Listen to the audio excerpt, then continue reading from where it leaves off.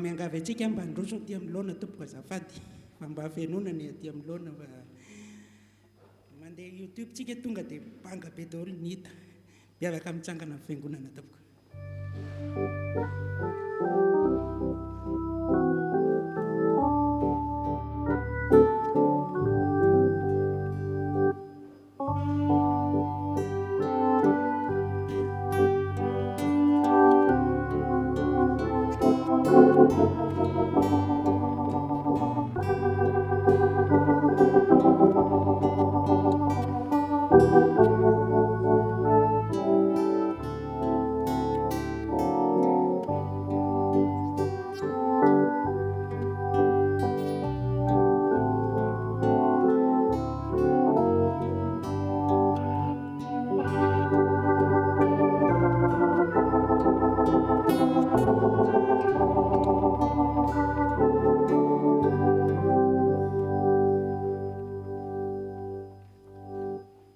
Rehefa malala ao amin'ny tompo, mifaly miarabantsika amin'ny anaran'ny tompo anio alahady fahasivy ny volana jolay.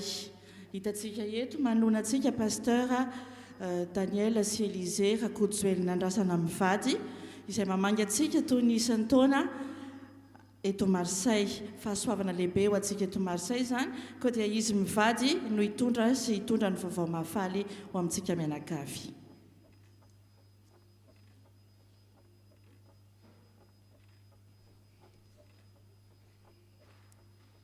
Dia faly miarabantsika rehetra amin'ny anaran'ny tompo, fifaliana ho anay mivady tokoa ny mandray anjara amin'izao fanipaopavahana izao maraina izao amintsika rehetra. Manantenitsika fa hamango ny fotsika ny tompo ary hampahery antsika mianakavy amin'ity andro maraina ity.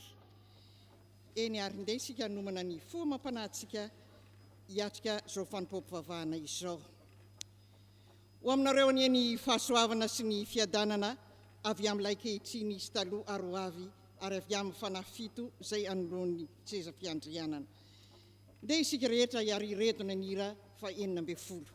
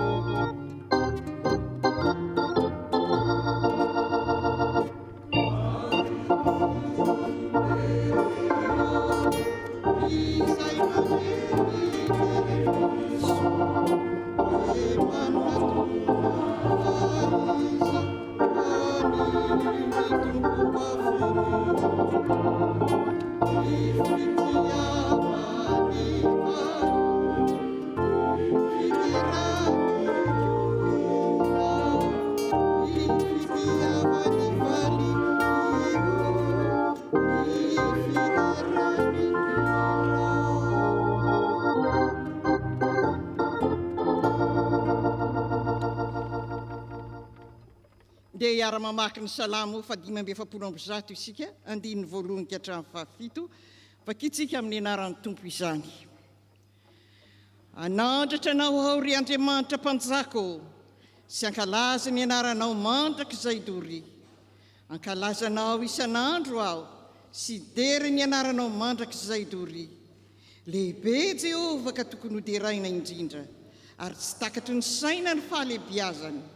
Ny taranaka rehetra samy dera ny asanao amin'izay mandimby azy sy anambara ny asanao lehibe. Ny laza ny voninahitra ny fiandriananao sy ny asanao mahagaga no sainitsainiko.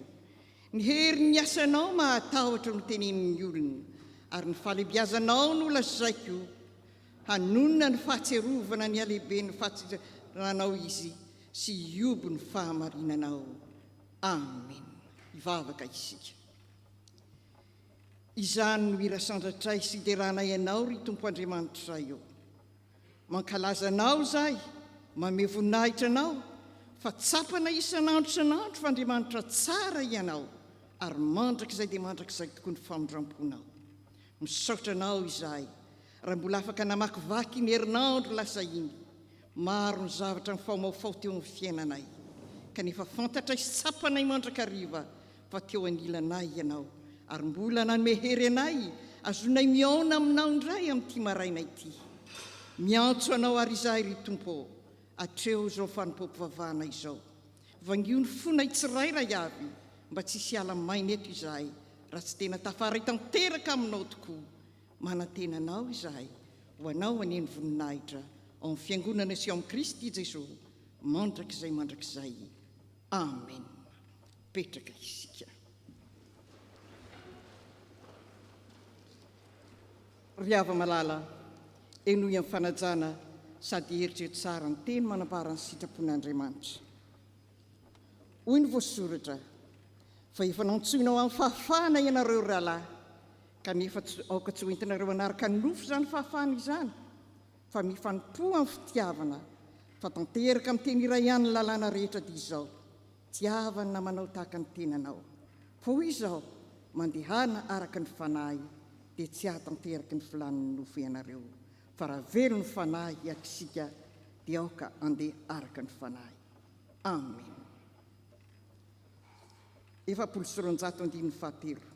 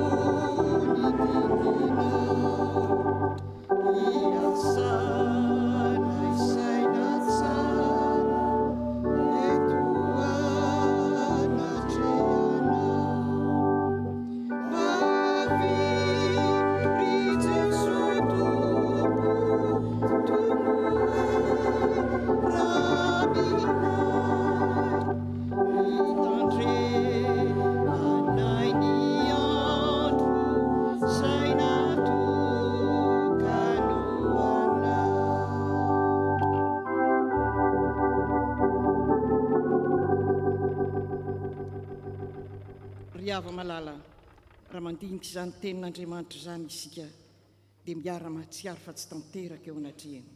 Nde isika rehetra hiary antoraka eo pototry ny azo fijalian'ny Tompo, andinika ny tenantsika ary iaiko ny fahotantsika. Ivavaka isika. Ry Tompo Andriamanitra io, indreto izay mianakavy, miara-mantoraka eto pototry ny azo fijalianao. Renay ny teninao, ny sitraponao, izay noteneninao fa tokony arahinay. Miariary eo anatrehanao loatra ny zava-bitanay, fa tsy tanteraka izahay, na ny toetsainay, toe-ponay, ny toe-pananay, ny tenina loko ny vavanay, ny zavatra rehetra izay nataonay, eny fa na izay nataonay tamin'ny miafina aza, hitanao miariary eo anatrehanao izany. Ry Tompo tsara indrindra, torotoroy ny fovatonay ho tonga fonofo.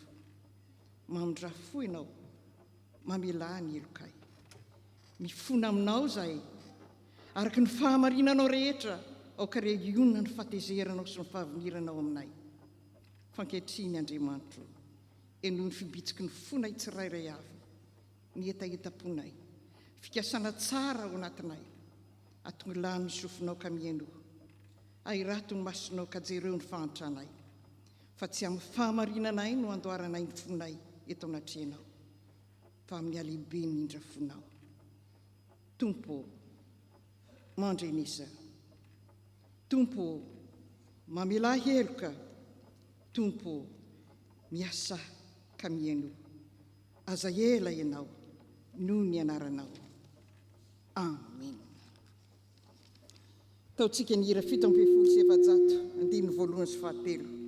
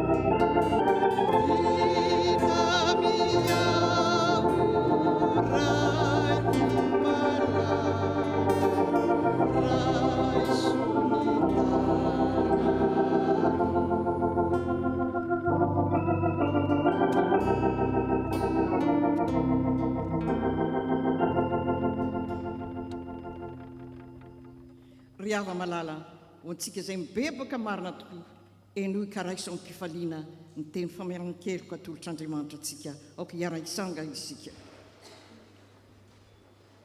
Oi Tompo, avia ary fandahatra isika hoy Jehova, fa na dia tahaka ny jaky aza ny fahotanareo dia ho fotsy tahaka ny oram-panala, na dia mangatrakatraka tahaka ny sily aza dia ho tahaka ny volon'ondry fotsy. Raha miaiky ny fahotantsika isika dia mahatoko somarina izy ka mamela ny fahotantsika sy manadio antsika ho afaka amin'ny tsy fahamarinana rehetra. Voavela ny helokarony ny anaran'ny masina, miderany Tompo. Alleluia. Amen. 7:7.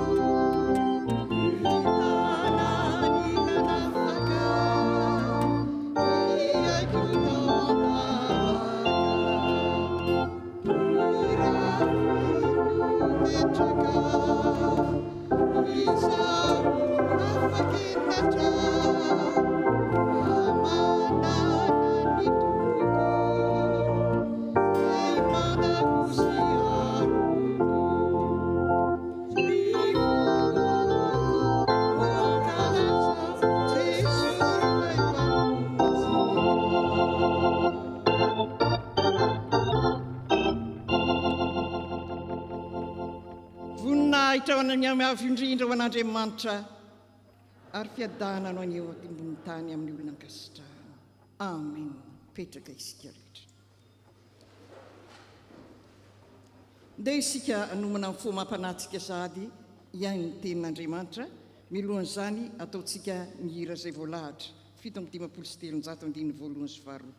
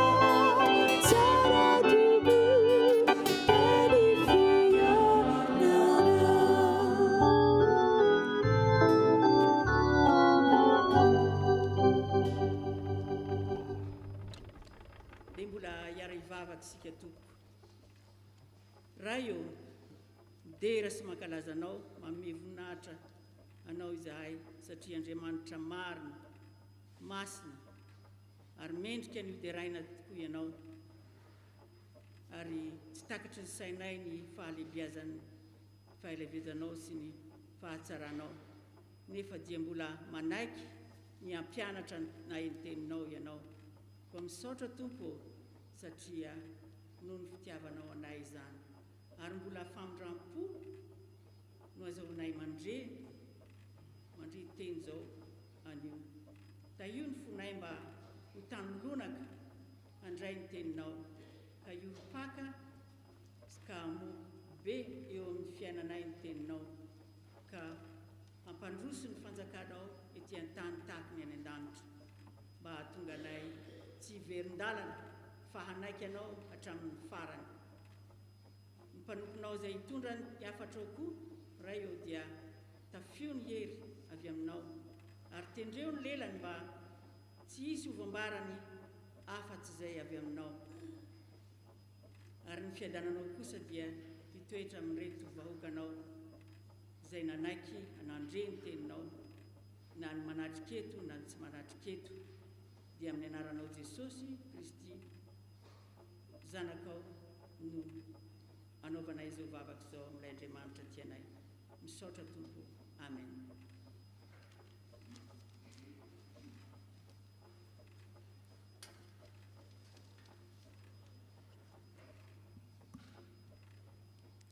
Ny vakiteny voaloha dia hitantsika ao amin'ny bokin'ny Zakaria.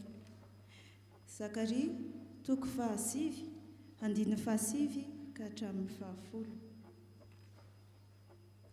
Zakaria 7:7 ka hatramin'ny 10 vakina amin'ny anaran'i Jesosy. Mifaly indrindra ary Ziona zanakavavy, manaova feo fifaliana ary Jerosalema zanakavavy. Indro ny mpanjakanao avy ho anao, marina izy sady mpandresy.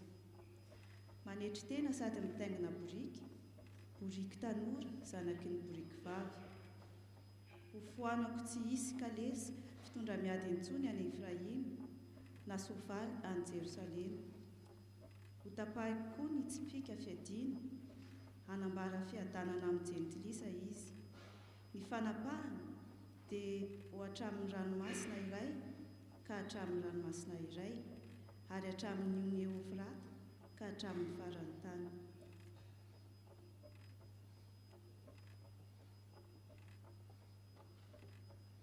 Toizantsika ny vaky teny izay voasoratra ao amin'ny epistiliny Romanina toko 9 andininy 7 ka hatramin'ny 17. Romanina toko 9 andininy 7 ka hatramin'ny 17. Rehefa hita dia mivaky toy izao amin'ny anaran'i Jesosy. Fa ianareo tsy eo amin'ny nofo fa ho mifanahy, raha ny fanahin'Andriamanitra no mitoetra ao anatinareo. Fa raha misy kosa tsy manana ny fanahin'i Kristy dia tsy azy izy. Fa raha Kristy no mitoetra ao anatinareo, na dia maty ihany aza ny tena no ny ota, dia fiainana kosa ny fanahy no ny fahamarinana. Ary raha ny fanahin'izay nanangana an'i Jesosy tamin'ny maty no mitoetra ao anatinareo, dia izay nanangana an'i Kristy Jesosy tamin'ny maty no hamelona ny tenanareo mety maty amin'ny fanahiny izay mitoetra ao anatinareo. Ary amin'izany ry rahalahy dia mpitrosa isika, tsy amin'ny nofo anefa ka ho velona araka ny nofo. Fa raha velona araka ny nofo ianareo dia tsy maintsy maty. Fa raha ny fanahy no hamonoanareo ny asan'ny tena dia ho velona ianareo.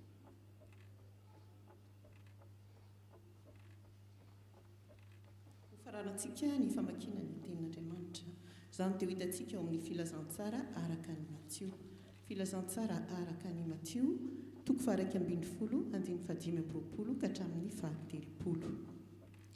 Amin'ny anaran'i Jesosy. Tamin'izany andro izany dia namaly Jesosy ka nanao hoe: midiranao araiko, tompo ny lanitra sy ny tany, fa nafeninao tamin'ny endry sy ny manan-tsaina izany zavatra izany ka nasehonao tamin'ny zaza madinika. Eny raiko, fa izany no sitraponao. Ny zavatra rehetra natolotry ny raiko ahy, ary tsy misy mahalala tsara ny zanaka afa-tsy ny ray, ary tsy misy mahalala tsara ny ray afa-tsy ny zanaka sy izay tiany zanaka hanehoana azy. Mankanesa ty amiko ianareo rehetra izay miasa fatratra sy mavesatra entana, fa izao no hanome anareo fitsaharana. Ento ny ziokako ka mianara amiko, fa malemy fanahy sady tsy miavonam-po aho dia hita fitsaharana ho an'ny fanahinareo ianareo. Fa mora ny ziokako ary maivana ny entako. Amen.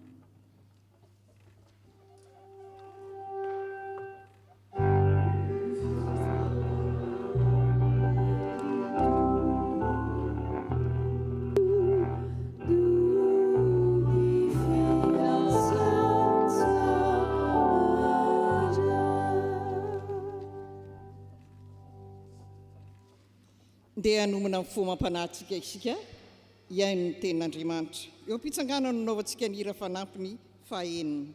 Miara-mitsangana isika rehetra.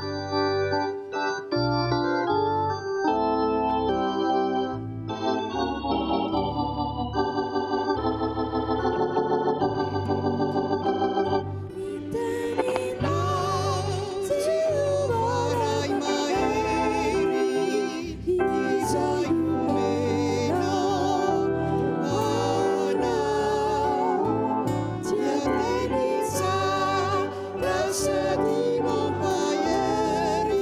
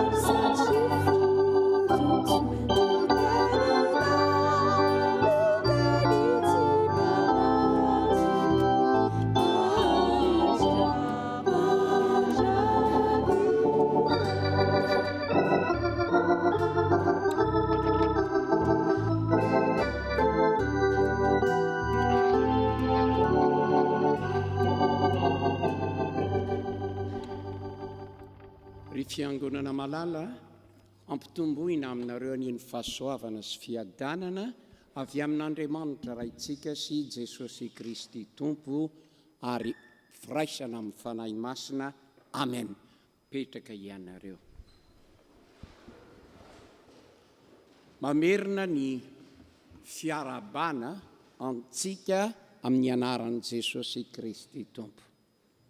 Faly tonga mamangy mitory ny tenin'Andriamanitra tombontsoa izy ny frantsay hoe privilège tombontsoa ny miara-mivavaka tahaka izao sy mitondra ny tenin'Andriamanitra. Manolotra ny fisaorana ny fiangonana, fisaorana an'ny pasteur Jeannot, manolotra ny fisaorana ho anareo komity rehetra. Saotra tompoko.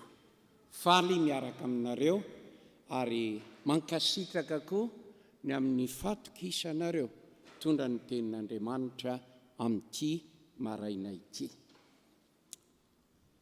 Tenin'Andriamanitra izay hotoriana amintsika dia hoe antso ho an'ny olona kivy mavesatrentana miasa mafy. Antso ho an'ny olona kivy miasa mafy mavesatrentana reraka. Izay tsy ao anatin'izay kategoria izay dia tapeny ny sofina fa tsy ho anareo ny teny androany maraina.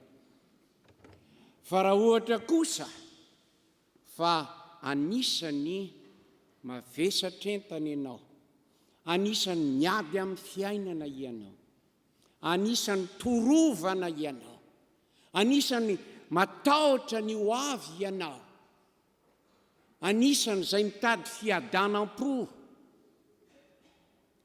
fitsaharana ao anatinao ianao. Ity no teny avy amin'ny Jesosy, avy amin'Andriamanitra ho anao. Zay zany. Raha ny miteny hoe amen fa tsy hoe pareny sekta reny akory fa ny teny hoe amen dia hoe marina dia marina izany. Ary tsy tokony mena ny sekta fotsiny ny tenin'Andriamanitra fa ka tandremana reo hoe le pasteur Daniel avy any Amerika iny ohatra ny to sekta be mampiasa amen indraindray.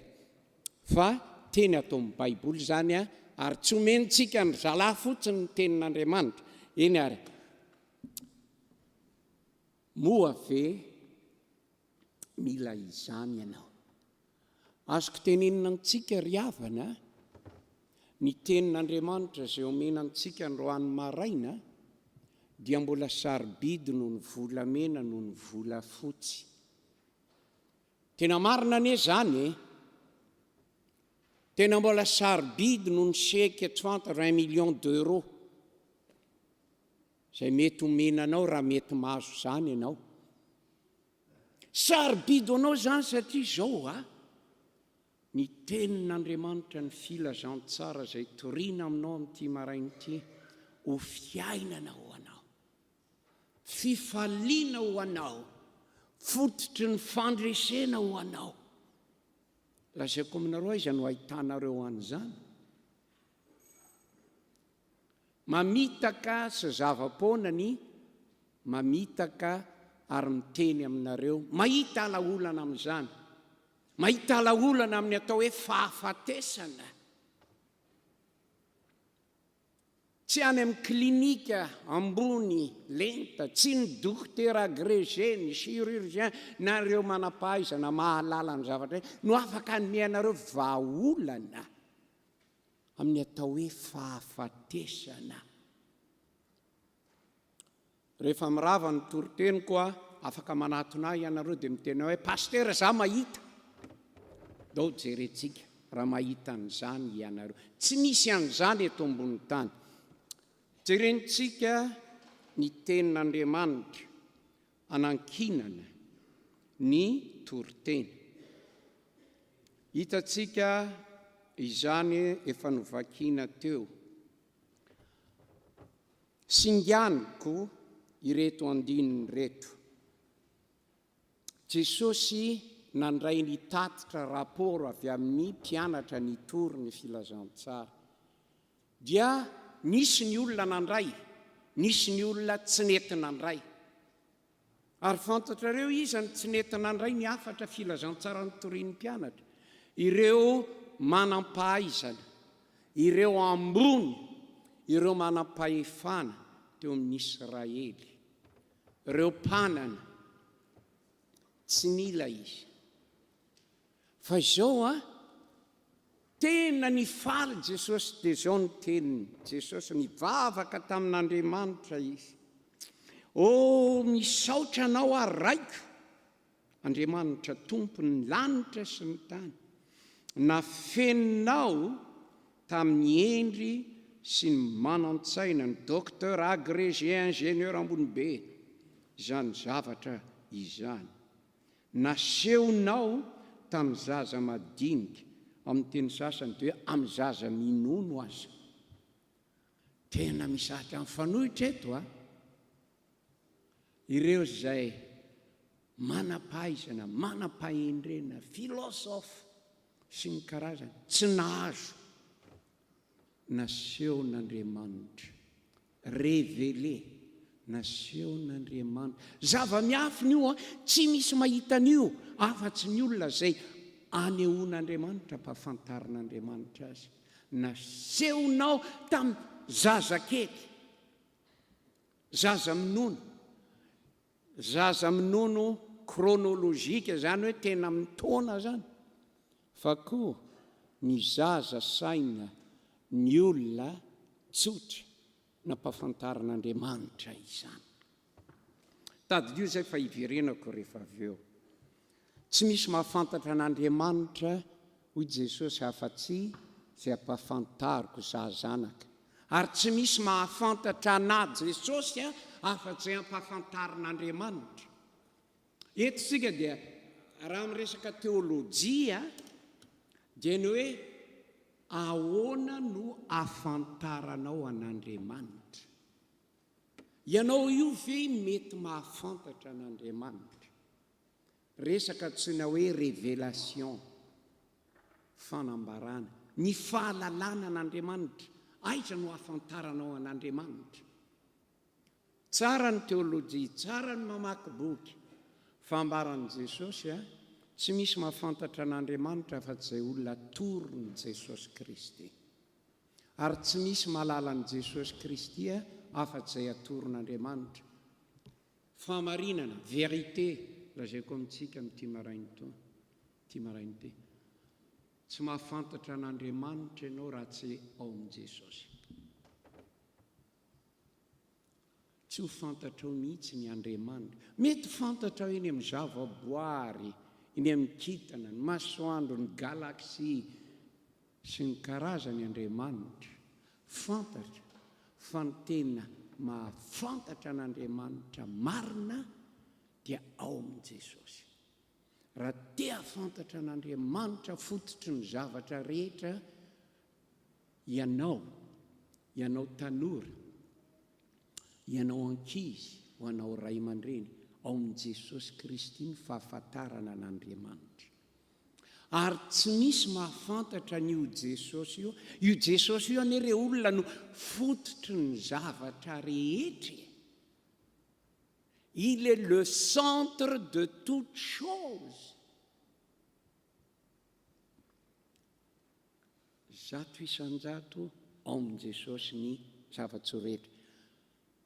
Toizako ny andin'ny tsoratra masina eto dia ny loha-hevitra ho antsika amin'ity maraina ity dia ny tenin' Jesosy ho an'ny olona, ny tenin' Jesosy ho an'ny mpiangona eto Marseille androany maraina.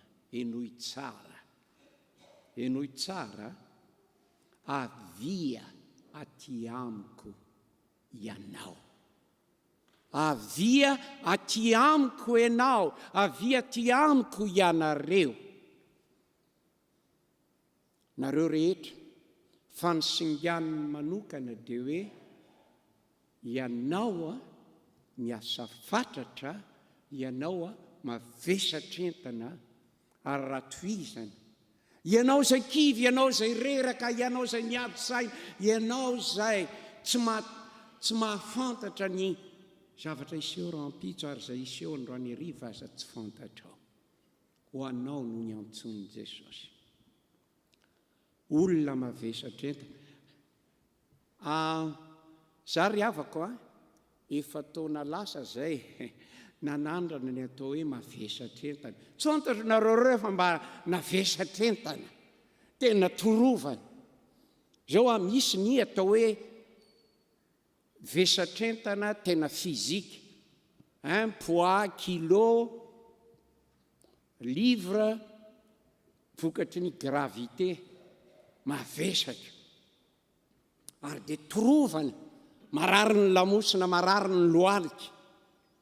Zay ny atao hoe fizika, mavesatra entana. Fa misy koa fantatrareo hoe mavesatra, tena mavesatra amiko izany fiainana izany. Tsy hoe mavesatra miloloso bika, fa misy zavatra izay mianjady aminao. Tsaronao mavesatra, torovana, mitoloko ianao, manjoretra ianao. Ahoana ny hoe courbe, tsy tafavoaka, matahotra. Reo roa taoko hoe reo roa no tenenin' Jesosy. Efa taona lasa avy any Amerika dia andeha aty a France, tany Allemagne aloha nandeha tany Francfort, dia avy eo tao a Strasbourg, dia avy eo Strasbourg vao nakao Paris. Tamin'izany eritreritra hoe matanjaka. Kanjo vao niala tao a Minneapolis dia narary ny lamosiko. Ary tamin'izay tanareo ny olona mandeha any Madagasikara mitondra valizy roa, raha mandeha any Madagasikara hitondra soa any hafa, mitondra valizy roa miaraka amin'ny antsoina hoe carillon. Nandeha bus avy ao Francfort nakao Strasbourg, lamosiko marary. Raisony eritreritra nge zany. Marary, tondra valizy anankiroa eny amin'ny aéroport. Zany eritreritra hoe matanjaka. Isaky ny 100 metra dia mijanona. Tsapako zany atao hoe mavesatra entana. Mino fa mbola mavesatra noho izany ny adi-piainana izay mety mahazo anao. Ary io adi-piainana io no tenenin' Jesosy n'io maraina hoe avia aty amiko ianareo. Io adi-piainana vesarana io ry havana tsy ho an'ny olona lehibe ihany. Everiko aloha ny ankizy 9 taona, 7 taona, 10 taona, reo na ny alohan'izay tonga amin'ilay teny frantsay hoe insouciant, tsy mandraraha loatra. Ny ahy nafinaritra any teo amin'ny fiainako. Fa manomboka 15 ans, 16 ans, adolescent, manomboka miditra amin'ny olana. Rehefa manambady, mananjanaka, manana zafy, dia vao maika mitombo ny adi-tsaina sy ny vesatra. Za zao mitantaranareo exemple fotsiny ho an'ny tanora. ray misy mihevitra hoe zay tanora tsy manana problema fa manana koa. Nisy tanora anankiray namako avako akaiky. Rehefa tonga teto zahay dia tonga taty amiko ny tantara izy ny fiainany. Nieritreritra izy fa ny fiainany dia mandeha tsisy olana. Dia tonga izy dia niteny hoe zaho izy tena reraka. Kivy aho izy tanora tena tovolahy mahafinaritra zany a. Atao hoe bogosy a, manapaizana. Zao no tena. Efa taona niaraka tamin'le taoko hoe fofombadiko na ohatran'izany. Efa tamin'ity mois d'avril ity zay ozy izy nieritreritra hoe ho ataony mariazinay. Tonga ozy izy ny mois d'avril tsy resaka aminareo ny antsepriany a. Tonga mois d'avril ozy izy niteneny le fiancéko hoe isaraka isika. Fankatiany zay ozy izy teny izy ozy hoe isaraka isika very akivy inona no atao tovolahy mafy be tanora kivy hatram'izao mbola torovana za tao tsy hanambady tsoniko miteny azy mbola miteniteny foana fa mbola andraso amen'Andriamanitra. Inona no aviko manambara ny hoe adi-tsaina ho antsika tanora zany. Fantatra nareo tanora mitolona amin'izany adi-tsaina. Engane tsy hanana problema fa tsy maintsy misy ny problema na tanora na lehibe. Aty amin'izao tontolo izao izy Jesosy no ahitanareo fahoriana. Androany maraina mitodika aminao Jesosy. Avy aty amiko inona no mavesatra anao io?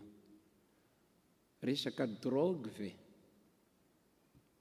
Resaka alcool ve? Resaka fiakinan-doha ve? Resaka fifandraisana relation zay tsy mahasalama, relation amin'ny namana, amin'ny havana, amin'ny olona everina hoe olona tiana, fianakaviana, mavesatra. Misy ny atao hoe mamadika ohatrany io tovolahy io everina fa dia tena namadika azy le fiancé. Mahita olona mamadika ianareo, tsy hoe mamadika faty fa rehetra. Teny mipromettra nefa tsy manao. Misy adi-tsaina zanaka maditra. Misy manahirana amin'ny rafozana, amin'ny vinanto. Tsy ilaozany échantillon reo. Falianao raha tsy manana olana mihitsy. Kanefa tsy fantatra hoe misy olona tsy manana olana zany. Za manana. Za mba mody mitory teny aminareo ty mba manana koa. Manana ary dia hoako ty teny ty tenin Jesosy hoe avia aty amiko. Viens vers moi. Approche-toi de moi. Décharge-toi sur moi. Mahafinaritra zay.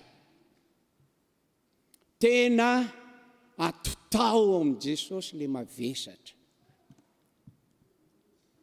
Dia hozy sika hoe tena manao zany ve Jesosy? Est-ce que c'est vrai? Zao ry havana ty teny ty dia milaza hoe avia ty amiko ianareo. Manasa izy. Jésus invite. Il invite. Il t'invite. Fa zao tsy tonga anao fa rehefa ianao no miavinavina, ianao no snob, tsy mila. Ataona dia ianao no hivesatra n'iny. Ny Baiboly dia milaza jesosy dia andriamanitra ary ny tenin'andriamanitra ny zakaria izay mivakitsika teo dia ny hoe mifaliry izy io na zanakavavy manandrata feo fiobiana ry Jerosalema, indro ny mpanjakanao avy ho anao. Dia décriveny le mpanjaka. Faritany toetran'le mpanjaka, ary zany ny toetran'i Jesosy izay ho tenenina amintsika ary teneniny amintsika androany maraina. Ozy izy hoe malemy fanahy ary tsy mba miavina ampoa. Malemy fanahy tsy mba miavina ampoa.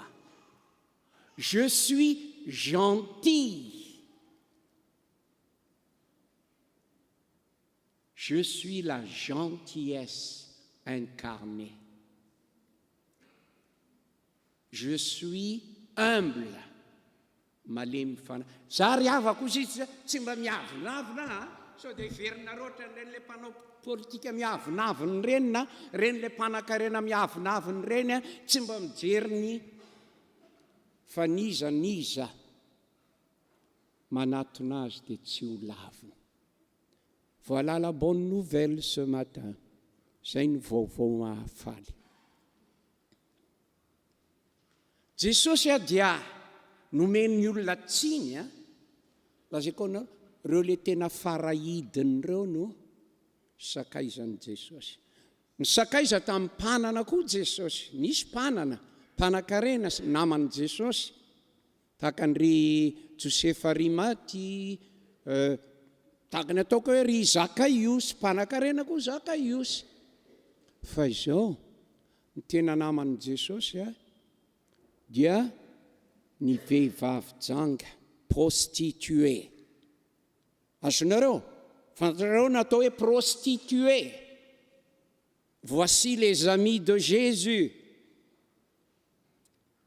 Taxe collecteur, reo le mpangalatra, mpangala-bola, mpamadibadika. Reo zay mpanao afera tsy marina. Ny boka maimbo, reo boka maimbo. Maimbo zany antsirana. Nefa reny no aton'ny Jesosy dia kasiany. Zany, tany aminareo sao dia mieritreritra hoe reny le manitra sy tsara tarery ihany ny naman'i Jesosy. Naman'ny mpamorietra, naman'ny mpanota. Ary rehefa nomeny olona tsiny Jesosy hoe ianao io Jesosy tsy alehany. Reny ve mba namanao? Reny ve mba namanao Jesosy? Dia nitenen'i Jesosy tsotra hoe tsy ny olona salama neny natongavaka eto ambony tany, ny olona marary, reny ny marary. Ary zao, ianao koa marary fa tsy fantatra hoe marary ary ianao manosika. Atosika eo nefa ianao koa ne marary, ianao mitsara eo. Ho anao ny tenin'i Jesosy androany maraina. Ianao mavesatra entana. Teny aminao amin'ity maraina ity hoe inona no enta mavesatra mahazo anao. Inona no mavesatra aminao androany maraina. Everiko fa ozy izy ny teny malagasy tsy misy gisa mainty zany. Gisa rehetra fotsy daholo, olombelona rehetra mpanota daholo. Io fahotanao io tsy misy mahafaka an'io. Tenanao tsy mahafaka an'io. Rahasaiko anao ny dokotera tsy mahafaka an'io. Za dokotera fa za tsy manana fanafody amin'ny atao hoe fahotana. Teraka fahafatesana. Ho anao zany teny zany. Mieritrereta kely segondra alohan'ny androsontsika. Inona ny enta mavesatra tianao entiny amin'ny Jesosy androany maraina. izy a mahafaka ny enta mavesatra io. Izy a te hitondra ny entana mavesatra io. Ary teo amin'ny azo fijaliana dia ny enta mavesatra izao ny tontolo izao ny raisiny. Ny fahotanao, ny fahotako. Averiko a? Ny fahotanao, ny fahotako nentiny. Inona no mampatahotra anao? Inona koa ny planao amin'ny ho avy? Ento eo aminy. Apetrao eo aminy. Amaranako azy dia izao a. Ny teny manaraka eto dia hoe ento ny ziogako, mianara amiko. Anankiray aloha mankeo amin'ny Jesosy a, dia adoboka eo amin'ny Jesosy daholo ny fahotana sy ny adalàna rehetra. Azonao? Zay ny premier pas, manatona azy. Ary aza miavinavina hoe za mahavita azy. Tsy mahavita azy ianao. Lasaiko anao tsy mahavita azy ianao e. Za mba mety mitovy taminao zany eritreritra hoe za mahavita azy fa za tsy mahavita azy. Ianao koa tsy mahavita azy samyrery. Ento ao aminy. Adoboy apetrao eo an-damosiny ny mavesatra anao rehetra. Ary zay tsy entinao eo aminy a, dia mbola hoentinao miverina. Anio maraina raha mivoaka ny fiangonana ianao, aoka olona tsy mavesatra entana intsony napetraka eo amin'i Jesosy androany maraina. Misy asa sy fampaherezana, mametraha-tanana ianao, mametra-tanana aminao Jesosy. Fa izao no teneniny manaraka hoe ento ny ziogako, mianara amiko. Io no teneniko hoe dingana preventif, fisorohana mba tsy ho latsaka foana ao anatin'ilay zava-mavesatra sy fotaka sy zordira. Averiko a?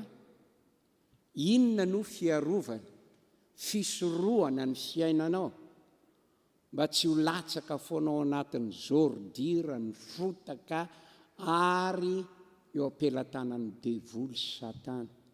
Tenin'i Jesosy dia hozy izy hoe ento ny ziogako. Meteza lavabe fa fohy ny fotoana, dikany fotsiny dia izao. Meteza iray zioga amin'ny Jesosy ianao. Meteza anaraka ny didiny ianao. Meteza anolotra ny fiainanao azy. Meteza hianatra ny Baiboly. Meteza hivavaka. Meteza hianatra katekomena. Meteza atao batisa raha mbola tsy vita batisa. Meteza isan-kalahady mandray famelan-keloka. Meteza hidera. Zay io le hoe ento ny ziogako. Manaraka ny sitrapon'i Jesosy ianao, ny didiny ianao, ny lalàny ianao. Miaro anao iny. Ary zao, rehefa manota, raha miverina manota dia mibebangana dia averenao amin'i Jesosy ilay tamavesatra. Ahita fitsaharana ho an'ny fanahinao ianao. Ary ny zavatra mahafinaritra tenenin'i Jesosy eto dia ity hoe maivana ny entako. Tsy mba mavesatra ny fanarahana an'i Jesosy ry havany. Isika mikomplike azy. Ary misy olona te hikomplike ny fiainan'ny olona kristianina hafa. Mametraka zavatra tsy hain'ny olona tao, ento amin'i Jesosy. Apetrao eo aminy. Apetrao eo aminy. Dia izy no hanome anao fitsarana, fiadanana. Ary ny teny farako dia izao, amin'ny maha-kristianina antsika, amin'ny maha-fiangonana antsika, be dia be ny olona izay mavesatra entana, migadra amin'ny lafiny maro. Rehefa hitanao fa nanafaka ny enta mavesatrao Jesosy androany maraina, na tanora ianao, na lehilahy ianao, na vehivavy, zarao io Jesosy mitondra ny enta mavesatra eo amin'ny namanao. Ohatra mahavariana amin'izao fotoana izao, tsika nereo olona tena mafana fony mizara resety, mizara zavatra io. Zavatra rehetrarehetra mahafinaritra antsika io hita amin'ny Facebook sy ny social media dia zaray. Indriva efa nahita an'ilay resetiko tamin'ny ihany, indriva efa mahita zao ny akanto tsara, indriva elava ile tsy mahay an'izao tetika zao, elava efa tary. Tena maika tsika izara ny zavatra eto amin'izao toa, fa mba maika ve itsika. Tena izara ny fanafody alaolana fanantenana. Zany zay vonina androany maraina, vonina mivoaka veto mpitondra fanantenana ho an'izao tontolo izao. Vavaka isika. Saotra Jesosy ny amin'ny teninao. Vangio reto olonao reto Jesosy. Vangionao ty fiangonana Marseille. Vangionao ny olonao, pasteur, ny diakona, brao, mpiandry. Vangio. Ary raha misy eto an'io maraina, manana eta mavesatra, gataka anao fanahy masina mipirisika azy ametraka izany eo amin'i Jesosy. Ary ho afaka amin'ity maraina ity. Ary dia taio izay mba himpitondra afatra vaovao mahafaly eto Marseille, eto France, eran'izao tontolo izao. Saotra Jesosy, maminay ianao, tianay ianao, anaraka anao zahay. Amen.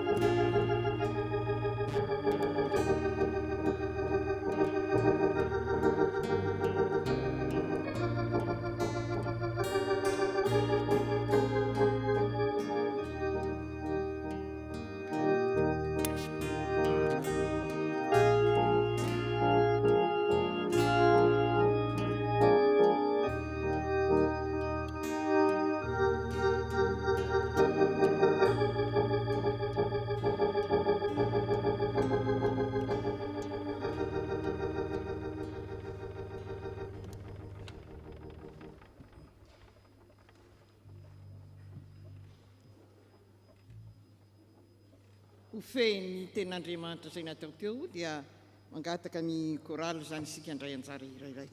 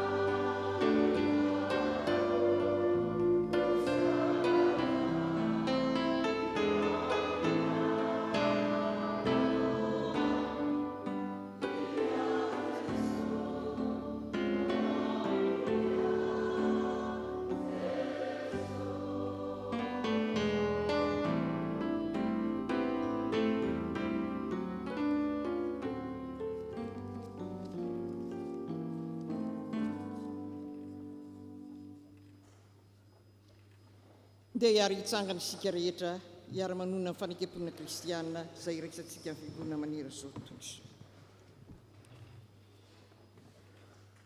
Mino an'Andriamanitra ray tsy tompanao ny lanitra sy ny tany aho, ary mino an' Jesosy Kristy izany ilay tokony ho tompontsika, izay nitorotoroana tamin'ny fanahy masina, nateraka Maria Virjiny, nijaly ranon'apaka Ponty Pilato, nombona tamin'ny hazo fijaliana, maty hikanalevony, nidina tany amin'ny fiaina tsy hita, nitsangana tamin'ny maty tamin'ny andro fahatelo, niakatra ho any an-danitra, mipetraka eo ankavan'Andriamanitra ray tsy tompo, avy any miaviny hitsara ny velona sy ny maty. Mino ny fanahy masina, fiangonana masina manerana zao tous, fiangonana ny olona masina, ny famelan-keloka, fitsangana ny tena ny maty, ary ny fiainany mandrakizay. Amen. Petraka isika. Sao dia iroso amin'ny filazan-draharaha isika, dia homaina ny tompon'andraikitra ny fitenena.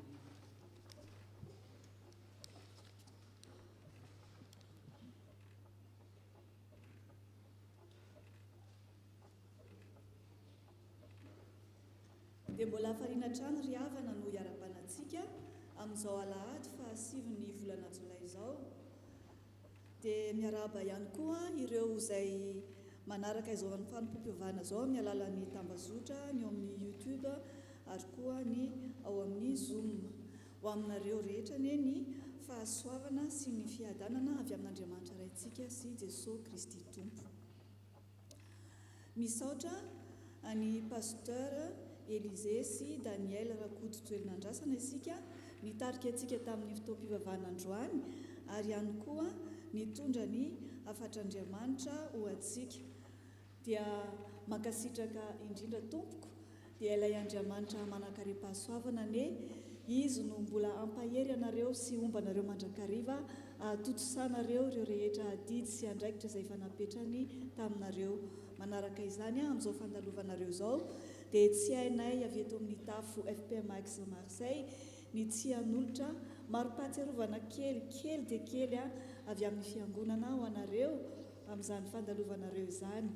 Dia ny fo manolotra tompoko no mameno azy dia mino somanantena izay fa rehefa any am-pandehandehanana rehetra any nareo dia rehefa manokatra ireny pahatsiarovana ireny dia hotsarovana hoe ao ny tafo FPMA Aix Marseille izay nitondranareo ny afatr'Andriamanitra nampaherezanareo anay. Misaotra indrindra tompoko.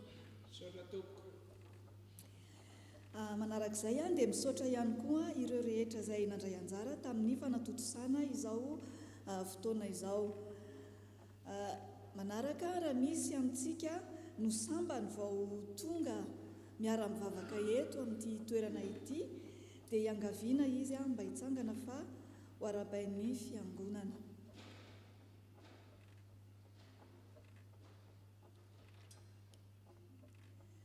Dia faly mandray anao ny fiangonana.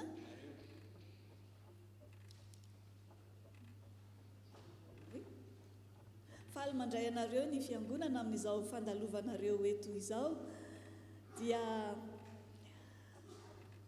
mino sy manantena izahay fa izao fandalovanareo izao dia hitondra hery ho anareo araka ny afatra izay nampitaina ao amintsika ny Tompo Jesosy izay miandry antsika teto dia izy tokoa no hanamevana anareo dia ahita izay notadiavina ianareo, ary ihany koa izy no omba sy hitantana anareo mandrakariva amin'izay aleanareo raha sendra mandalo na manao vakansy miala sasatra na ihany koa no ny antony maro samihafa dia ny Tompo ane omba anareo mandrakariva. Dia raha sitrakareo aorian'izao fanompoam-pivavahana izao misy avy ao amin'ny ekipa ny accueil anatona anareo andray ny coordonné mba ahafahantsika mifanerasera. Misaotra tompoko, afaka mipetraka isika.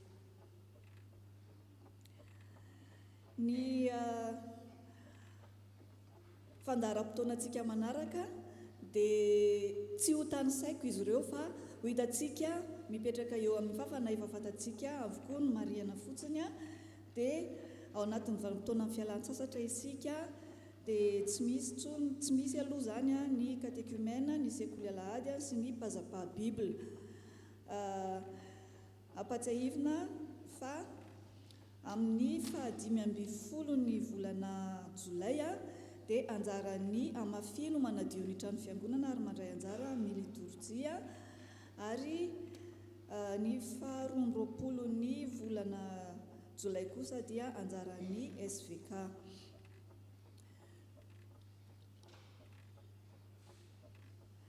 Ireo daty tsara ho tadidy kosa ny androany zany aorian'izao fanompoava zao dia misy ny asa sy fampahirezana anasana antsika tsirairay avy dia manasa antsika ho amin'izany.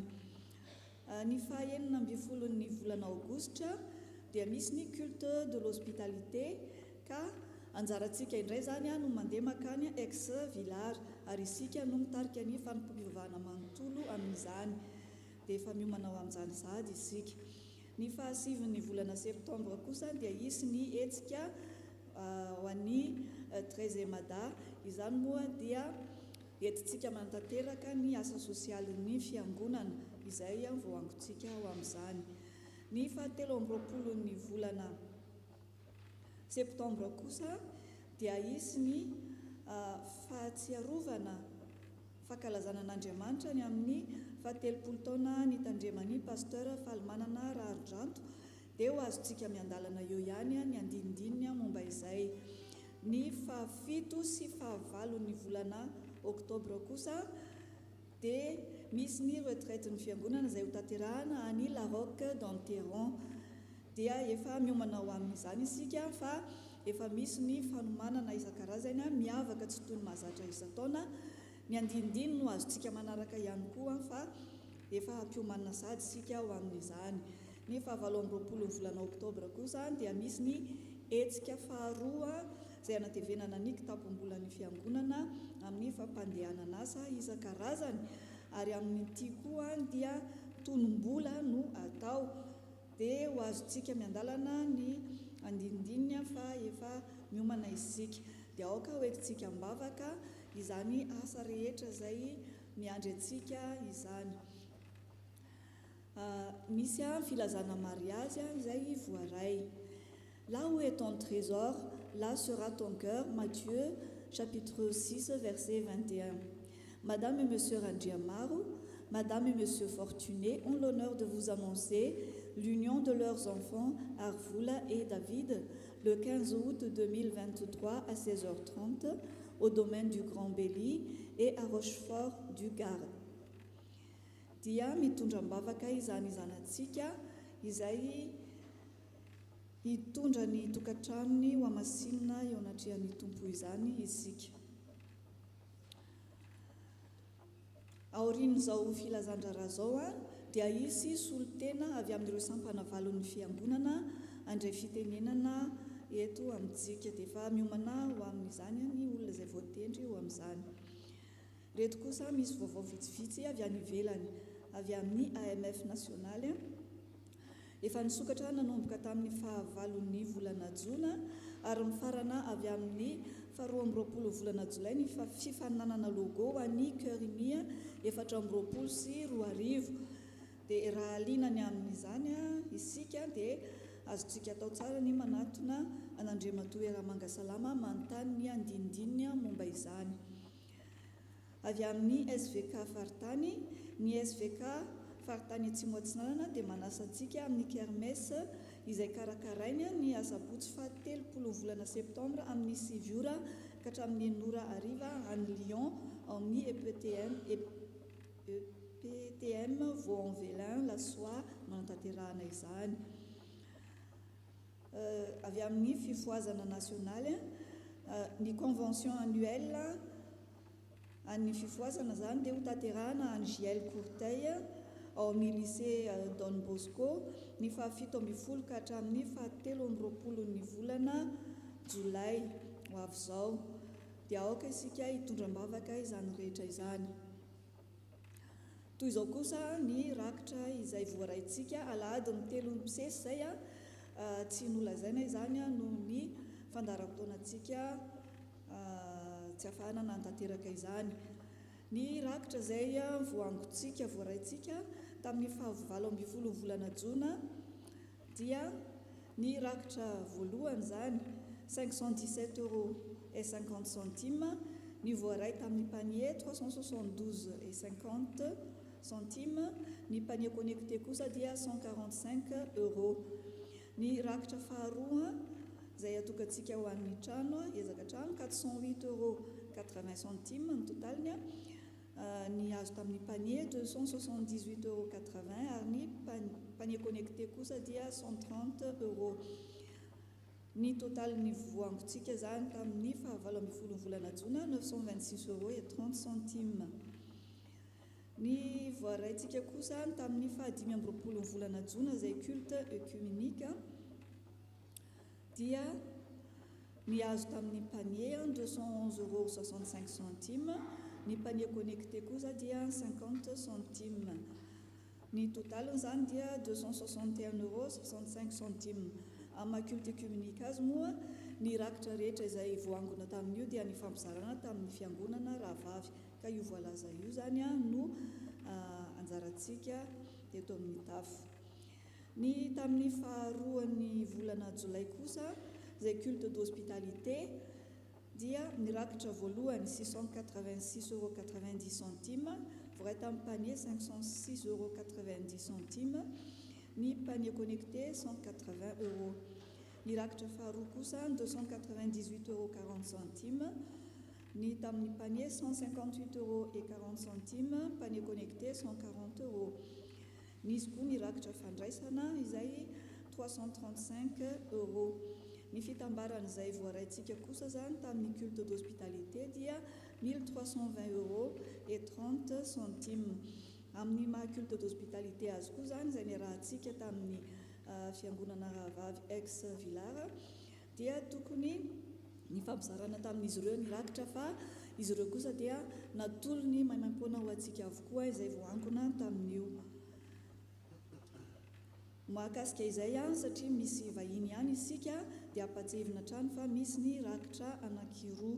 Ny rakitra voalohany zany dia amin'ny kitapo mena momba ny fonctionnement de l'église. Ny rakitra faharoa kosa dia kitapo manga ho an'ny resaka momba ny trano zany fikarakarana an'izao trano fiangonana izao. Dia ho an'ireo izay mampiasa carte bancaire zany na paiement par téléphone dia misy ny panier connecté dia ny tsy mifono no mifandray amin'ny rakitra voalohany izay mifono manga kosa dia mifandray amin'ny rakitra faharoa. Ny ekipa finance ihany koa dia vonona trany handray ny voalohany bokatra sy ny fanomezana izay atolontsika etsy aoriana. Dia ampatsevina trano isika fa ny fiangonana dia manana ny banque alimentaire ka misokatra izany ho antsika izay mety mila izany. Ary izany banque alimentaire izany dia hitantsika ao amin'ny salle caté dia azontsika atao ihany koa nefa na izany aza manatona ny tompona andraikitra raha tsy hitantsika izany. Dia ENTANA raisina tanandroa ireo izay maniry hanohana izany banque alimentaire izany. Raisina avokoa izay atolontsika na PPN zany menaka na atody na conserve na ny momba ny resaka entretien isan-karazany ihany koa. Dia izay indray ary ny vaovao sy ny asa maro miandry eto amin'ny tafontsika dia misaotra antsika naharitra ny aino ary indrindrindra hitondram-bavaka metraka izany rehetra izany io amin'Andriamanitra raintsika. Dia mirary herinandro soa eo ambany fitantanan'ny tompo dia eo man'Andriamanitra irery ihany ny voninahitra ho amintsika kosa ny fiadanana.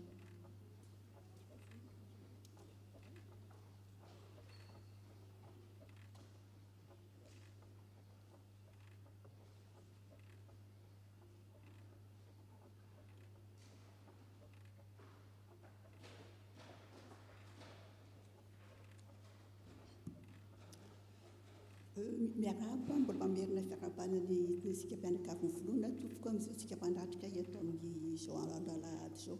Ny tenanay dia misolo tena sy misolo valo fa andreo sy mpanana valo izay niarananao ny etsika tamin'ny 4 juin miaraka tamin'ny groupe évangélique TGC Tana Gospel Chœur. Alléluia. Dia rano tompo eo amin'ny fitoeranomasina miderazy amin'ny fitsofana anjomara ny amponga tabaka sy ny dia izany no teny isaoran'Andriamanitra amin'ny atotosanan'izany hetsika lehibe izany ary natrehintsika menakavy ary mbola koa nanrahan'Andriamanitra ndreo manatalenta mba hanafana izany hetsika ny sampana izany.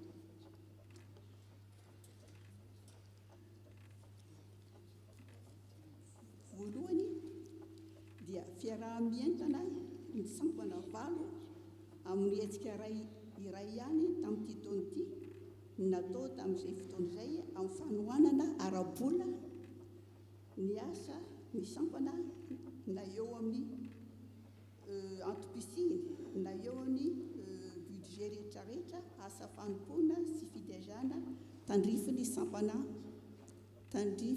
sampana tsirairay avy. Koa azo ambara fa tamin'ny fifaliana sy ny firalahiana ary mifankantiavana no niarahana ny ara-ny asa ny ara-nanomana ary ny ara-ny hetsika nikarakara ny sakafo nandritry izany fotoana izany.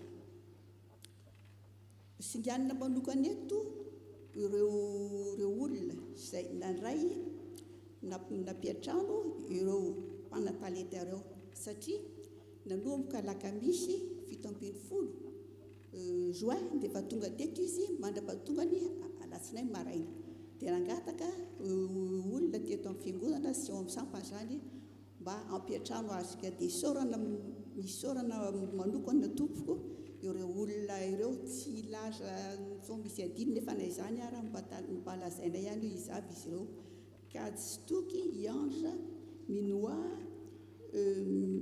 Nanou Serge voilà Serge ary raha misy adiny mody dia iaratsiny.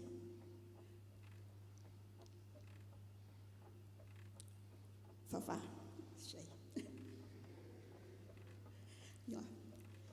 ary ndraisina nampetranona zany ireo olona 20 ireo sady nomena sakafo nandritran'izay efatra andro izay ko dia isaorana koa ireo rehetrarehetra ao amin'ny sampana na tsy ao amin'ny sampana nikarakara ny sakafo nandritry izay fotoana rehetra izay.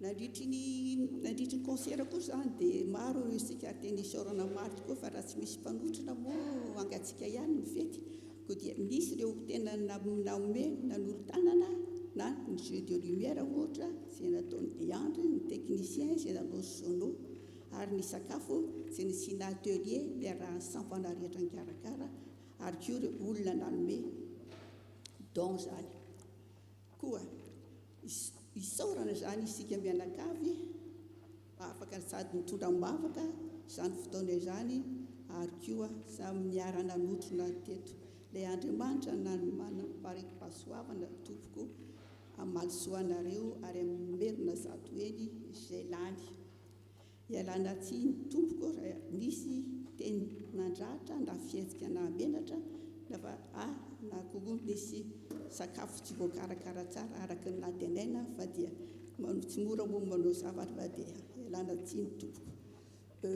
Izay sy toy izay ngamba ny azo lazaina satria tsy misy olazaina hafa fa ny vola sy ny volage zany dia mbola alefa any amin'ny contrôleur sy amin'ny sampana tsirairay avy ka dia saotranareo tamin'ny fianona man'Andriamanitra rery no voninahitra saotra tompoko.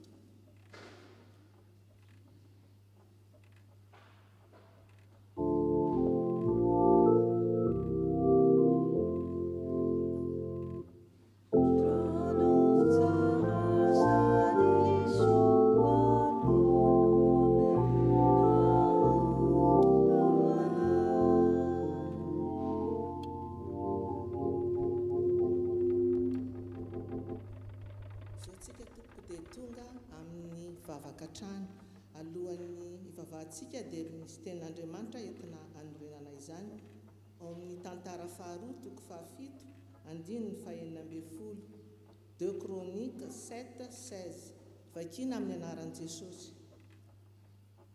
Fa efa nofidiako sy nohamasiniko ity trano ity mba hitoeran'ny anarako mandrakizay ary ny masoko sy ny foko ho ao mandrakariva.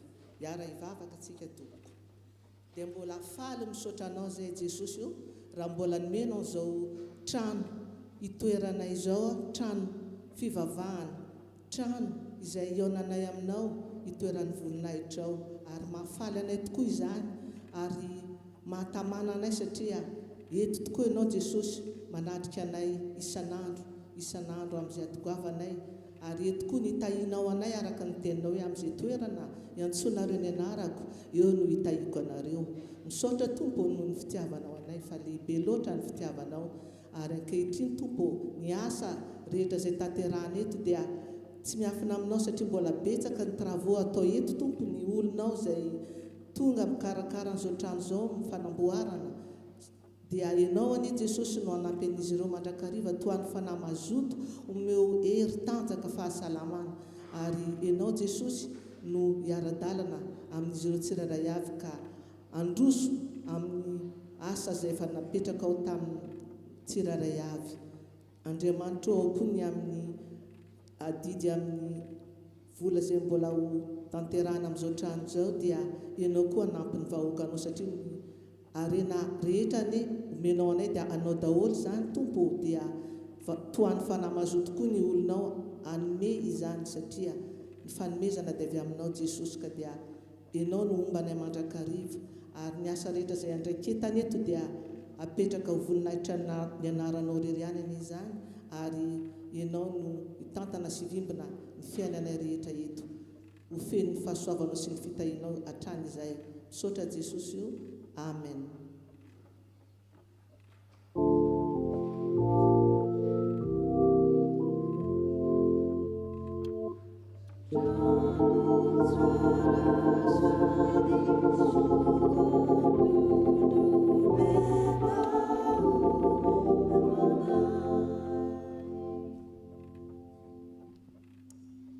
Iroso amin'ny fanatanterahana ny rakitra isika, ataontsika ny hira izay voalahatra, hira fanampiny fahaenina amby roapolo.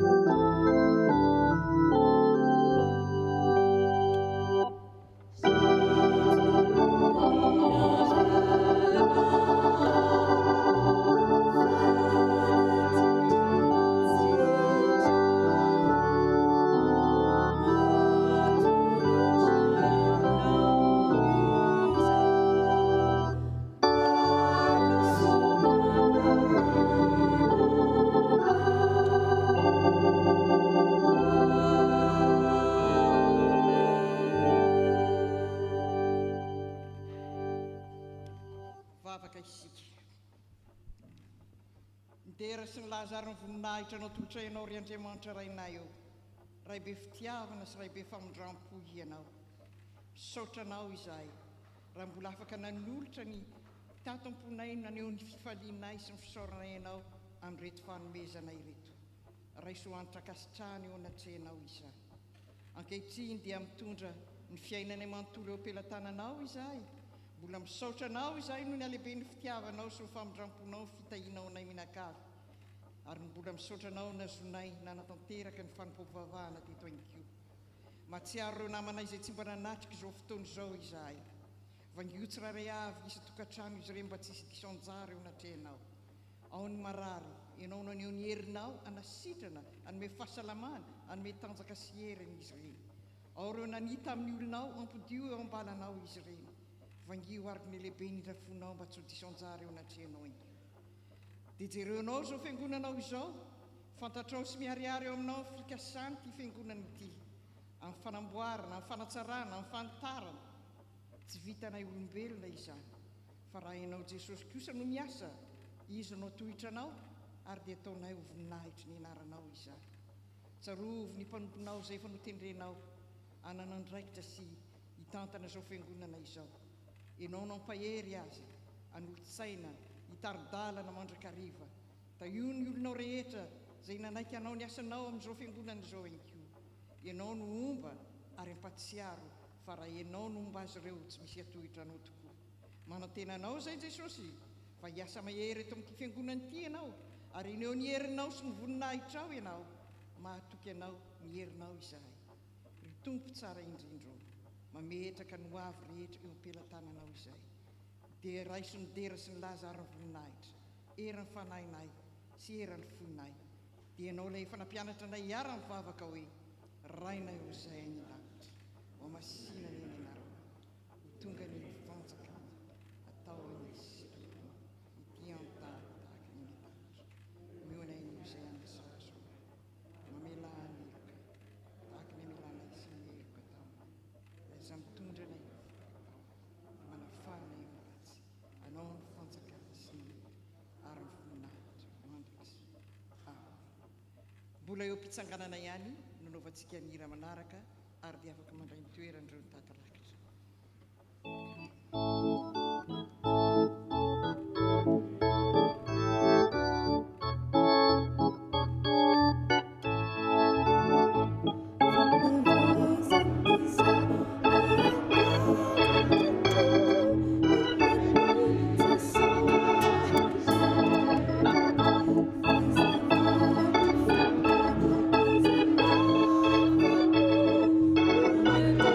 This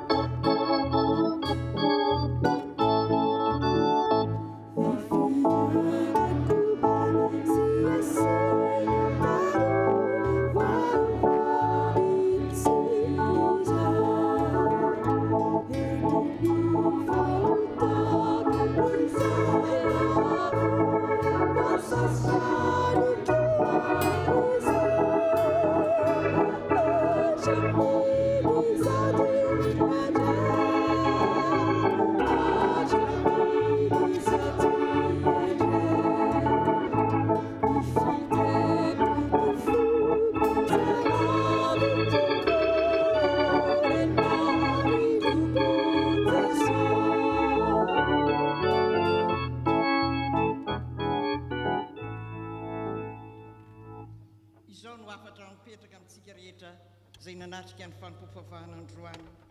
Ko mitafy famindram-posy fiantrana, famorapanahy, fanetretena, fahalemem-panahy, fandeferana araka ny olom-boafidin'Andriamanitra sady masina no malala.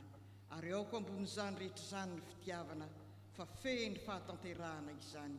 Ho tanteryntsika rehetra ny tsodranotonona amin'ny anaran'ny Tompo.